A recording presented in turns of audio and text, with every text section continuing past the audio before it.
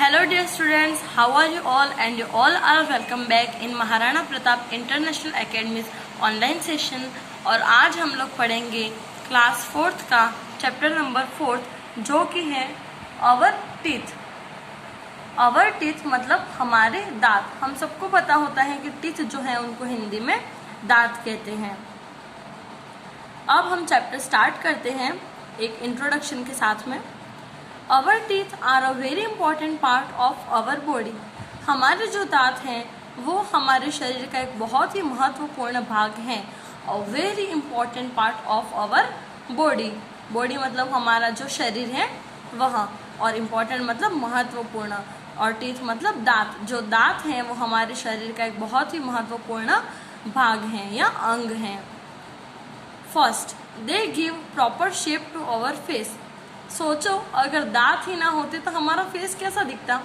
आप सोचो जब हम स्माइल करेंगे तो आप कैसे लगेंगे। मतलब आप अभी आपकी भी एज है, अभी आपके भी दांत गिरते होंगे। तो बहुत से लोगों के दांत गिर जाते हैं जब हम बड़े होते हैं, यू नो लाइक 7, 8, 9, 10 ये एज में ज़्यादा गिरते हैं। 11, 12 की एज तक भी गिरते हैं दांत। तो जब हम हंसते तब कितना गंदा लगता है। पता है कोई कहता है हमको मोस्टली लोग यही कह के चिढ़ाते हैं, दांत कहाँ गए, चूहे लगे क्या। तो वो दांत चूहे नहीं लेकर जाते हैं, हमारे मिल्क टूथ होते हैं वो गिरते हैं और उसकी जगह पे रिप्लेस होता है नए टीथ से। आगे हम देखेंगे उसके बारे में कि वो क्यों टूटते हैं, कैसा होता है। तो सबसे पहला जो महत्वपूर्ण भाग हम हमारे दांत को अगर कह रहे हैं तो वो इसलिए है क्योंकि वो हमारे जो फेस है, हमारा जो चेहरा है उसको एक शेप देते हैं, एक आकार देते हैं, एक सही तरीके का आकार देते हैं। दे help us in biting and chewing food. जो हमारे दांत हैं वो हमको बाइटिंग और बीटिंग भी कह सकते हैं। बीटिंग एंड च्यूइंग मतलब काटने, यानी कि बीटिंग, और च्यूइंग मतलब चबाने। तो खाने को काटने और चबाने के लिए, मतलब हम कह सकते हैं खाना तो उसको तोड़ने के लिए और उसको चबाने के लिए जो हमारे दांत है वो हमारी हेल्प करते हैं। इसीलिए ये जो है वो हमारे शरीर का महत्वपूर्ण अंग है। तीसरी बात कि दांत क्यों महत्वपूर्ण है। They help us to speak clearly. अगर दांत नहीं होंगे तो बहुत सारे ऐसे वर्ड हैं जो हम नहीं बोल सकते हमारे दांतों के बिना। जैसे आप अगर वर्ड दांत ही बोलने जाओगे, जो सबसे पहला द है वही आप नहीं बोल पाओगे। हमारा जो ये शब्द है वो बोलने के लिए हमारे अलग अलग उच्चारण स्थान होते हैं मुंह के, जैसे हमारे जीभ, हमारे होंठ, हमारे दांत, ठीक है। तो इन सब चीज़ों के बिना हम किसी भी कोई भी जो वर्ड है, लेटर है, उसका प्रोनाउंसिएशन नहीं कर सकते, उसका उच्चारण नहीं कर सकते। तो दांतों के बिना ऐसे बहुत सारे शब्द हैं जो हम बोल ही नहीं सकते, पॉसिबल ही नहीं है। जैसे दांत शब्द बोलने के लिए भी हमको हमारे जो टंग है उसको हमारे जो आगे के दांत हैं उनसे टच कराना होता है, तब जाके जो वर्ड द है वो निकलता है। अगर आपको नहीं यकीन आ रहा तो आप लोग ट्राई करो, दांत ऐसा बोलो, तो जो हमारी टंग है वो हमारे आगे के जो टूथ हैं उनको टच करेगा, फिर तब जाके वो जो द वर्ड है वो निकलेगा। बिल्कुल ट्राई करना। बहुत सारे वर्ड्स हैं, यही नहीं बहुत सारे वर्ड्स हैं जो हमारे दांतों की मदद के बिना हम नहीं बोल सकते। There are many words that we cannot say without our teeth। बहुत सारे ऐसे शब्द हैं जो हम हमारे दांतों के बिना बोल ही नहीं सकते।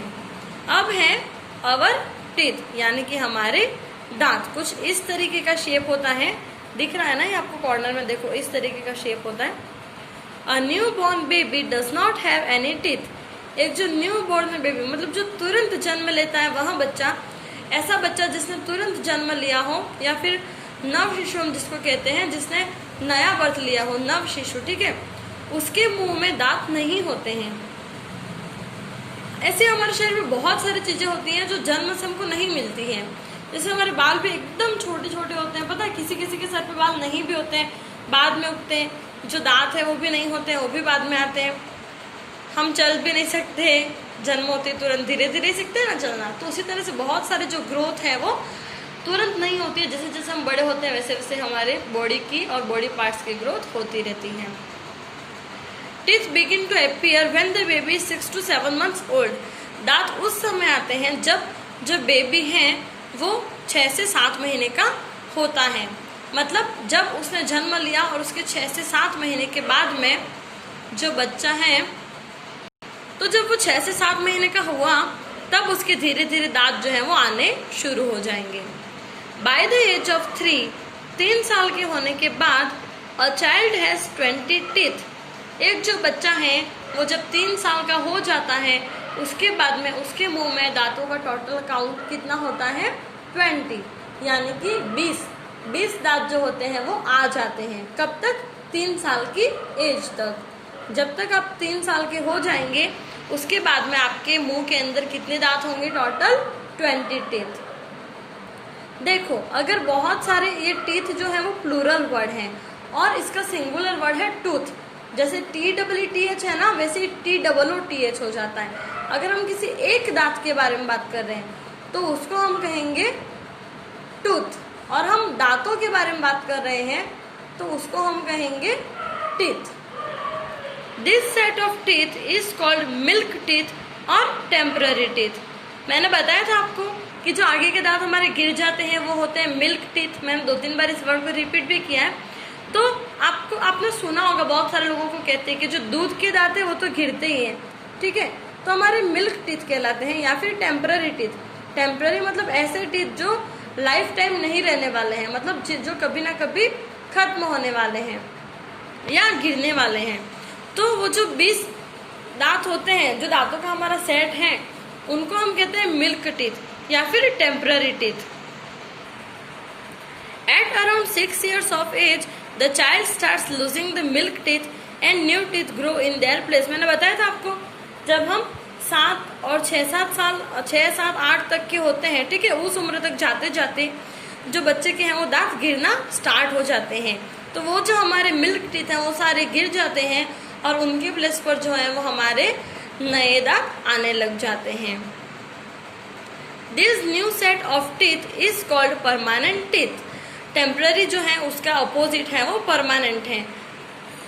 मतलब जो हमारे पहले टीथ थे जो गिरने वाले हैं, जो हमेशा नहीं रहने वाले, वो है हमारे टेम्पररी टीथ, और जो हमारे साथ हमेशा रहेंगे, मतलब in case of any injury, ऐसा नहीं, मतलब अगर कुछ हो ना हमारे दांतों को और दांत हमेशा हमारे सलामत रहें, ठीक है, वैसे दांत जो मतलब किसी दुर्घटना के अलावा अब आपको लग गई, एक्सीडेंट हो गया तो दांत गिरेंगे सही, लेकिन कुछ चोट आए बिना जो दांत हमारे साथ में हमेशा रहेंगे वो है हमारे परमानेंट टीथ। वो दांत अगर किसी दुर्घटना ऐसी हमारे साथ हो जाए तो ही गिरते हैं, नहीं तो अपने आप जो है वो नहीं गिरते। हमारे जो मिल्क टीथ होते हैं वो अपने आप गिरना स्टार्ट हो जाते हैं, उनको हम कुछ नहीं करते हैं, ना हमको कोई चोट आती है, ना हम कहीं गिर जाते हैं, उसके बावजूद भी वो दांत हैं वो गिरने लग जाते हैं, क्योंकि वो मिल्क टीथ होते हैं, वो परमानेंट नहीं होते हैं, वो चेंज हो जाते हैं, उनके प्लेस पर दूसरे टीथ जो है वो ग्रो कर जाते हैं। There are 28 permanent teeth. हमारे जो मुंह में परमानेंट टीथ हैं वो हैं 28। हमारे मुंह में 28 परमानेंट टीथ होते हैं, मतलब ऐसे टीथ जो हमेशा रहते हैं। The last 4 teeth are called wisdom teeth. Wisdom का मतलब होता है बुद्धिमानी, जिसको हम हिंदी में कहते हैं अक्ल। तो आपने सुना होगा कि हम कहते हैं हमारे पीछे दांत आ रहा है, हमको दुख है, जिसको हम नॉर्मल लैंग्वेज में डार्ट कहते हैं, ठीक है। तो वो जो हमारे टीथ होते हैं वो विजडम टीथ कहलाते हैं, यानी कि अक्ल दांत, ठीक है। तो वो जो होते हैं वो 4 होते हैं और बाकी के जो 28 होते हैं वो परमानेंट टीथ होते हैं। ये जो 28 परमानेंट टीथ आ जाते हैं उसके बाद में ही विजडम टीथ आते हैं। They grow between the age of 20 and 30। और ये जो हमारे विजडम टीथ हैं वो हमारे 20 से 30 साल की उम्र के अंदर आते हैं। देखो, जो हमारे नॉर्मल टीथ हैं, मतलब मिल्क टीथ हैं, वो 6 से 7 महीने की उम्र में आते हैं। उसके बाद में जब हम 7 से 8 साल के होते हैं तब वो गिर जाते हैं। और जो हमारे विजडम टीथ हैं वो जब हम 20 से 30 साल के होते हैं उस अंदर 20 से 30 साल की उम्र के अंदर आते हैं, किसी किसी के जल्दी भी आ जाते हैं। Therefore, every adult has a set of 32 teeth। और मैंने आपको बताया था कि हर एक ऐसा इंसान जो एडल्ट है, ठीक है, एडल्ट मतलब ऐसा इंसान जो पूरी तरह से ग्रो कर चुका है, जो जवान है, मैच्योर है, ठीक है, ऐसे इंसान के मुंह में कितने दांत होते हैं? 32 टीथ। ऐसे इंसान के माउथ में जो होते हैं वो टोटल काउंट होता है वो 32 होता है। किसका? टीथ का। If you lose any permanent tooth you will not get a new one as its place. मैंने बताया था आपको कि अगर हमारे परमानेंट जो दांत है वो गिर जाते हैं किसी तरफ, किसी दुर्घटना में या किसी एक्सीडेंट में, तो वो दांत हमारे कभी भी वापस नहीं आते हैं। So we must take good care of our teeth. इसीलिए हमको जो हमारे दांतों का है वो बहुत ही अच्छे से ख्याल रखना चाहिए। क्यों? क्योंकि अगर मिल्क टीथ टूट जाते हैं तो वापस नए उसके प्लेस पर आ जाते हैं, लेकिन अगर हमारे परमानेंट टीथ टूट जाते हैं तो उसके प्लेस पर कोई भी नया दांत नहीं आता है। अब हम देखेंगे स्ट्रक्चर ऑफ अ टूथ।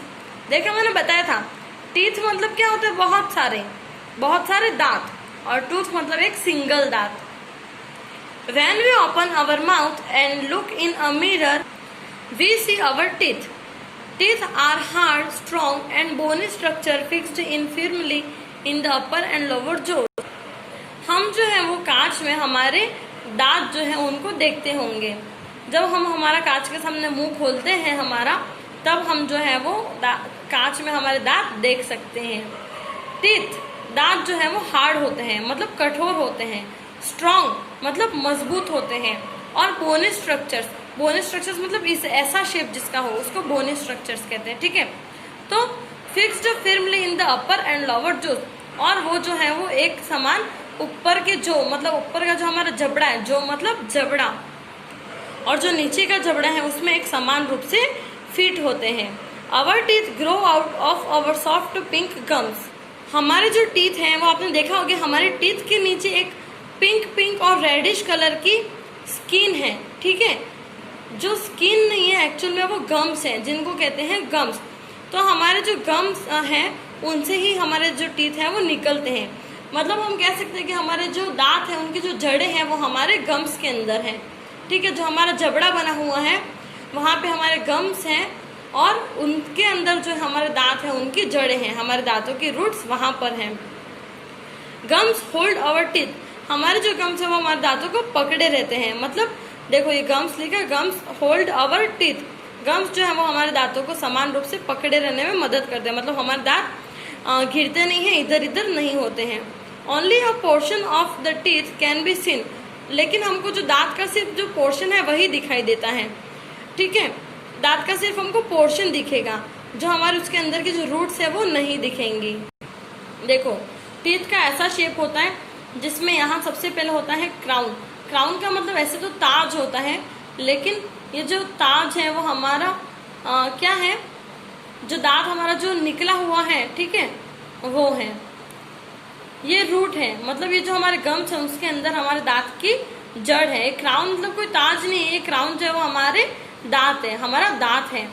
फिर यहाँ पे उसकी नेक है, नेक मतलब उसकी गर्दन, जैसे हमारी गर्दन है उसी तरीके से। ठीक है, ये क्या है, एक दांत का स्ट्रक्चर बताया हुआ है कि दांत की रूट जो है वो यहाँ है, यहाँ इसकी जड़ है, यहाँ अंदर गम्स। ये पोर्शन हमको नहीं दिखता, हमको सिर्फ ये पोर्शन दिखता है, लेकिन ये जो पोर्शन है वो गम्स के अंदर होता है। The portion of the tooth seen above the gum is called the crown. जो दांत का पोर्शन है वो जो गम्स के आगे से हमको दिख रहा है उसको हम कहते हैं क्राउन। क्या कहते हैं? Crown. The portion of the tooth inside the gum, और दांत का वह भाग, पोर्शन मतलब भाग, जो गम के अंदर है, जो हमको दिखता नहीं है, which we can not see, is called the root, और उसको हम कहते हैं जड़। क्या कहते हैं? जड़। जैसे पेड़ देखा है, पेड़ की जड़ें हमको नहीं दिखती क्योंकि वो जमीन के अंदर होती है। मान लो वो जो जमीन है वो हमारे गम्स हैं, और जो ऊपर जो ट्री दिख रहा है वो एक क्राउन है। ठीक है, ऐसा एक एग्जाम्पल है। तो उसी तरह से हमारा दांत है, हमारे जो दांत की जड़ें हैं वो अंदर है, गम्स के अंदर, वहाँ उसकी नेक है और रूट है, और ऊपर जो दिख रहा है हमको व्हाइट पोर्शन, ठीक है, वो हमारा दांत है। आगे है एक टूथ जो है उसकी कवरिंग के बारे में हमको बताया गया है, तो ये सारी चीज़ें हम कल पढ़ेंगे। ठीक है, तो अभी आज के लिए इतना ही काफ़ी है। ये वीडियो मैं यहीं पे एंड करूँगी, और आपको आज थर्ड जो चैप्टर है उसके क्वेश्चन आंसर और नोट्स मिल जाएंगे। तो आप जो है वो असाइनमेंट सेक्शन में क्वेश्चन आंसर और नोट सेक्शन में नोट्स, ठीक है, जो मैंने वहाँ पे डाले हैं PDF, उनको देख लें और सेम टू सेम जो है वो आप कर लें। और आपको उसको करना है, और फिर क्या होगा कि वो करने के बाद में आपको उसको सबमिट भी करवाना है। मतलब आपने आगे के तब तक सबमिट नहीं करवाए हैं, लेकिन मैंने बहुत सारा टाइम दिया, तब तक आपने नहीं किया। जिन्होंने भी नहीं किया है वो प्लीज़ कर लें। मैं बहुत ही धीरे धीरे पढ़ा रही हूँ। आज का वीडियो भी मैंने इसीलिए बहुत धीरे धीरे बनाया है, ताकि आपको जो है वो मैं यहाँ धीरे चलूँगी तो वो काम करने का जो है वो आपको ज़्यादा टाइम जो है वो मिल जाएगा। ठीक है, तो आपको इसलिए वो कर लेना है। असाइनमेंट सेक्शन में क्वेश्चन आंसर है, आंसर्स भी मैंने खुद से लिखे हुए हैं, मेरे हाथ से लिखे, कोई दिक्कत नहीं है। सेम टू सेम आपको लिखना है और आपको जो है वो नोट्स भी लिखने हैं। और क्या नहीं, नोट्स नहीं है शायद 3rd चैप्टर के, तो उनको भी मैं पोस्ट कर दूंगी। वो मैंने पोस्ट नहीं किया तो मैं भी कर दूंगी। और आपको जो है वो उनको कंप्लीट करके मुझे वापस जो एक नीचे बॉक्स बना हुआ है उसमें आप लोग जो है वो अपने असाइनमेंट करके डाल सकते हैं और आपको डालना है। ठीक है, तो आज के लिए इतना ही काफ़ी है। फिर मिलते हैं अगले वीडियो में, तब तक के लिए stay safe and stay at home. Thank you.